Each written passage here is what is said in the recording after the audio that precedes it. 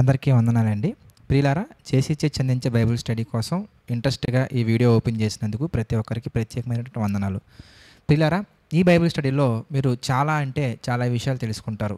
సహజంగా Bible study అనగానే ఎక్కువ శాతం మనకి ఎలా కనబడుతూ ఉంటుందంటే ఆదికాండము వివరణ, నిర్గమకాండం వివరణ, లేవీకాండం వివరణ, ఇలా ఒక్కొక్క పుస్తకాన్ని వివరించుకుంటూ వెళ్తూ ఉంటారు. ఇలా ఒక్కొక్క పుస్తకాన్ని వివరించుకుంటూ, ఒక్కొక్క అధ్యాయాన్ని వివరించుకుంటూ, ఒక్కొక్క వచనాన్ని వివరించుకుంటూ వెళ్తే మరి టైం అంతా కూడా ఇక్కడే అయిపోతూ ఉంటుంది. ఇంకా మీకు మీరుగా ఓన్గా బైబిల్ చదవటం, మీకు మీరుగా ఓన్గా మరి టాపిక్స్ ప్రిపేర్ చేయటం, మీకు మీరుగా ఓన్గా సెషన్స్ ప్రిపేర్ చేయడం అనేది చాలా కష్టమైపోతుంది.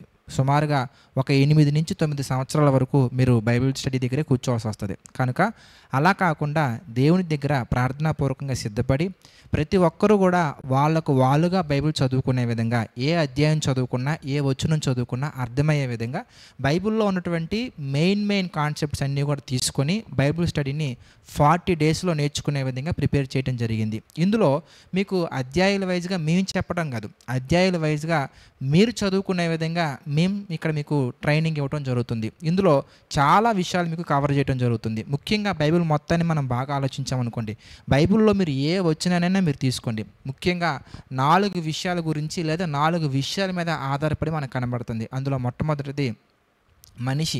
బైబిల్ అనేది దేవుడు మానవులకు ఉన్నటువంటి మనకిచ్చారు కనుక మన గురించినటువంటి పూర్తి వివరణ మనకు తెలిసి ఉండాలి. అనగా మనం ఎవరం, మనం ఎప్పుడు పుట్టాము, మనం ఎక్కడ పుట్టాము, మనం ఎందుకు పుట్టాము, దేవుడు మనల్ని ఎందుకు పుట్టిస్తున్నారు, దేవుడు మనల్ని పరలోకంలోనే ఉంచొచ్చుగా, అసలు ఈ లోకంలో ఎందుకు పుట్టారు, ఎందుకు పుట్టించారు, అసలు లోకాలు ఎన్ని ఉన్నాయి, అసలు మనం చనిపోయిన తర్వాత ఏం జరుగుతుంది, చనిపోయిన తర్వాత మనం దెయ్యాలుగా మారతామా, చనిపోయిన తర్వాత మరొక జన్మ ఉందా, ఇలాగా మన గురించినటువంటి పూర్తి వివరణ మనకు తెలియాలి.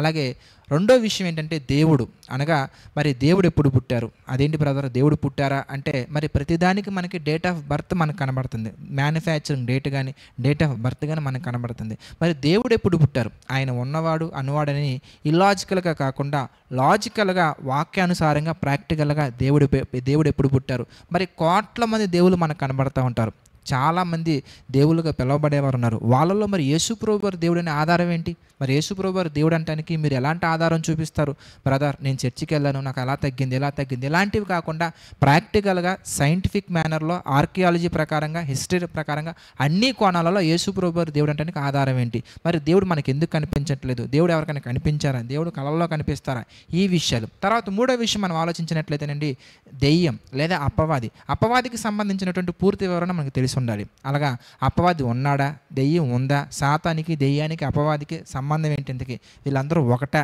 లేదంటే ఒకటగా ఉన్నటువంటి వేరు రూపాల, దెయ్యాలు ఎన్ని ఉన్నాయి, ఇంతకి చనిపోయిన వారే దెయ్యాలా లేదంటే దెయ్యాలు ప్రత్యేకంగా ఉన్నాయా, ఇలా తెలియాలి మనకి. తర్వాత ప్రకృతి, ఈ ప్రకృతికి సంబంధించినటువంటి పూర్తి వివరణ కూడా మనకు తెలిసి ఉండాలి.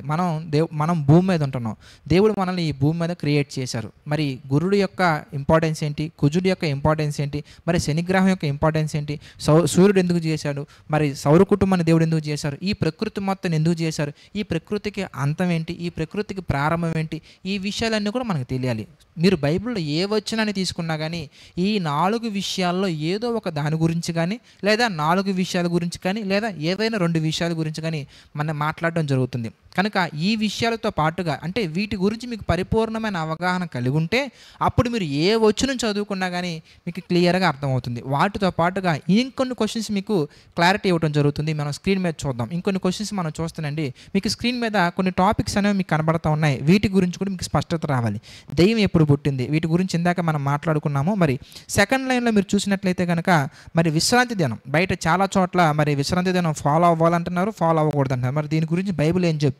అదేవిధంగా మీరు చూస్తే మరి టైం యొక్క స్టార్టింగ్ పాయింట్ అంటే మరి టైంని దేవుడు ఎప్పుడు చేశారు, అదేంటి బ్రదర్ టైంకి కూడా స్టార్టింగ్ పాయింట్ ఉంటుందా, మరి అంతే కదండి. ప్రతిదానికి మనం టైంతో మెజర్ చేస్తున్నప్పుడు డేట్, దీనికి మ్యానుఫ్యాక్చరింగ్ డేట్ ఏంటి, దీనికి స్టార్టింగ్ డేట్ ఏంటి, మరి టైం యొక్క స్టార్టింగ్ పాయింట్ ఏంటి అనే విషయం కూడా మనం తెలుసుకుంటాం. అలాగే సెకండ్ పేజ్లో మనం చూస్తే ఉపవాసం అంటే ఏంటి, ఎలా ఉండాలి, ఏ విధంగా ఉండాలి, అదేవిధంగా మరి అలా మీరు చదువుకుంటూ వచ్చారనుకోండి ఆరాధన, అలా మీరు చదువుకుంటూ వస్తే యేసుక్రీస్తు వారు వైద్యుడా, అలా మీరు చదువుకుంటూ వచ్చారనుకోండి సెకండ్ లైన్లో మీరు చూస్తేనండి అపవాది అంతం, దెయ్యానికి అసలు అంతం ఉంటుందా, అలా మీరు చదువుకుంటూ వస్తేనండి సెకండ్ పేజ్లో సెకండ్ లైన్లో మీరు అలా చూస్తూ వస్తే జన్మ పాపం, ఈ జన్మ పాపం గురించి బయట ఎన్నో రకాల కాంట్రవర్సీస్ ఉన్నాయండి. అసలు జన్మ పాపం గురించి బైబిల్ ఏం చెప్తుంది? అలా మీరు దాని కిందే మీరు చూస్తే త్రిత్వమా, త్రియేకత్వమా అంటే తండ్రి, కుమార, పరిశుద్ధాత్మగా పిలువబడేవారు అసలు పిలువబడుతున్నారా? ముగ్గురు ఉన్నారా? ఒక్కరే ముగ్గురా? అంటే తండ్రి యేసుప్రభువుగా వచ్చారా? యేసుప్రభువునే పరిశుద్ధాత్మగా మారిపోయారా? లేదు తండ్రి వేరు, కుమారుడు వేరు, పరిశుద్ధాత్మ వేరా? లేదు ముగ్గురు ఒక్కరై ఉన్నారా? ఒక్కరే ముగ్గురుగా ఉన్నారా? అంటే కొంతమంది కొన్ని ఎగ్జాంపుల్స్ చెప్తూ ఉంటారు. కోడిగుడ్డు అని, మరి వాటర్ అని, అవన్నీ ఎంతవరకు నిజం అనేది మనం చూస్తాం. తర్వాత బాప్తిసం అంటే ఏంటి? ఎందుకు తీసుకోవాలి? ఎలా తీసుకోవాలి? ఎప్పుడు తీసుకోవాలి? రెండోసారి తీసుకోవచ్చా? బాప్తిసం తీసుకోకపోతే పరలోకం వెళ్ళమా? మరి కొంతమంది అడిగే ప్రశ్నలు ఎలా ఉంటాయంటే, బాప్తిసం తీసుకోకపోతే దేవుడు పరలోకాన్ని ఇవ్వరా? అంటే దేవుడు అంత శాడిజంగా ఉన్నారా అనేవాళ్ళు కొంతమంది. లేకపోలేదు, బాప్తిసం అనేది అంత మ్యాండేటరీ కాదండి, దేవుడు మన పాపాలు ఎప్పుడో క్షమించారండి, ఇది బాప్తిసం అనేది ఏదో టెంపరీగా క్యాజువల్గా పెట్టారనే వాళ్ళు కొంతమంది ఉన్నారు. ఈ బాప్తిసం వాటర్లో ఇవ్వాలనే వాళ్ళు కొంతమంది ఉన్నారు, చిలకరించి ఇవ్వాలనే వాళ్ళు కొంతమంది ఉన్నారు. అసలు బాప్తిసం ఏ నామంలో తీసుకోవాలి? ఇది ఒక పెద్ద క్వశ్చన్. తండ్రి, కుమార, పరిశుద్ధాత్మ నామం తీసుకోవాలా? యేసు నామంలో తీసుకోవాలా? లేదా తండ్రి నామంలో తీసుకోవాలా? ఎలా తీసుకున్నా పర్లేదా? ఈ పాయింట్ గురించి కూడా మనకి పరిపూర్ణమైన అవగాహన ఇందులో ఇవ్వడం జరుగుతుంది. అదేవిధంగా మరి 3rd పేజీలోకి మీరు వస్తే పరిశుద్ధాత్మ గురించి కొంతమంది పరిశుద్ధాత్మే లేదంటారు, కొంతమంది పరిశుద్ధాత్మ ఉన్నారు కానీ పరిశుద్ధాత్మ యొక్క కార్యాలు అనేవి ఇప్పుడు లేవంటారు. కొంతమంది పరిశుద్ధాత్ముడు చేసే స్వస్థతలు లేదంటే కనుక దర్శనాలు ఇవన్నీ లేవనే వాళ్ళు కొంతమంది ఉన్నారు. ఇంటికి దర్శనాల గురించి, స్వస్థతల గురించి, భాషల గురించి, పరిశుద్ధాత్మ పనుల గురించి, పరిశుద్ధాత్మ వరాల గురించి, పరిశుద్ధాత్మ గురించి పరిపూర్ణమైన వివరణ మీకు ఇందులో ఇవ్వడం జరుగుతుంది. అదేవిధంగా దర్శనాలు అనేవి ఉన్నాయా? మరి దర్శనాలు ఇద్దరికి వస్తాయా, ఒకరికి వస్తాయా, ఎంతమందికి వస్తాయి? అసలు దర్శనాలు అనే కాన్సెప్ట్ ఎందుకు ఉంది? అదేవిధంగా మీరు ఆలోచిస్తే చివరిగా 3rd పేజీలో ఫస్ట్ లైన్లో చివరి పాయింట్ మీరు చూస్తే సేవకు పిలుపు. అసలు మనకి పిలుపు, దేవుని సేవ చేయాలంటే పిలుపు ఉందని ఎలా గ్రహించాలి, పిలుపు ఉందని మనం ఎలా నిర్ణయించుకోవాలి, ఎలా ఫైనల్ చేసుకోవాలి? అదేవిధంగా 2nd లైన్లో మీరు చూస్తేనండి, 3rd పేజీలో 2nd లైన్లో మీరు చూస్తే మహిమా శరీరం గురించి. అంటే మహిమా శరీరం అంటే ఏంటి, ఎప్పుడు వచ్చింది, ఏ విధంగా వచ్చింది, ఎలా వచ్చింది? అదేవిధంగా మీరు చూస్తే హర్మగిద్దోన్ యుద్ధ రహస్యం అంటే ఇది ప్రకటన గ్రంథానికి సంబంధించినటువంటి సబ్జెక్ట్ అండి. మరి 1000 ఏండ్ల పరిపాలన అంటే యేసుప్రభువు మరలా వచ్చి 1000 ఏండ్లు పరిపాలిస్తారా? లేదంటే కనుక మరి ఆ 1000 ఏండ్ల పరిపాలన ఎక్కడ జరుగుద్ది, ఎప్పుడు జరుగుద్ది, ఏ విధంగా జరుగుద్ది? కొంతమంది యెరూషలేం అంటున్నారు, కొంతమంది సియోన్ అంటున్నారు, కొంతమంది మధ్యాకాశం అంటున్నారు, కొంతమంది పరలోకం అంటున్నారు. అదేవిధంగా మీరు చూస్తే మరి దాని తర్వాత 4 జీవులు, అదే 666, కొంతమంది 666 అని చదవాలంటారు, కొంతమంది మరి అంటే 666 అని చదవాలంటారు, కొంతమంది అసలు 666 ఒకటి కాదు, మరి అక్కడ మూల భాషలో 616 అని ఉందంటారంటూ కొంతమంది. ఇంతకి ఇది దేవుని ముద్ర అని చెప్పేవాళ్ళు కొంతమంది, సాతాను ముద్ర అని చెప్పేవాళ్ళు కొంతమంది. ఇంతకి 666 అనేది దేవుని ముద్ర, సాతాను ముద్ర. అదేవిధంగా డైనోసార్స్ అనేవి ఉన్నాయా? అసలు డైనోసార్స్ గురించి బైబిల్ ఏం చెప్తుంది? అసలు మరి ప్రకృతిలో ఉన్నటువంటి మార్పుల గురించి బైబిల్ ఏం చెప్తుంది?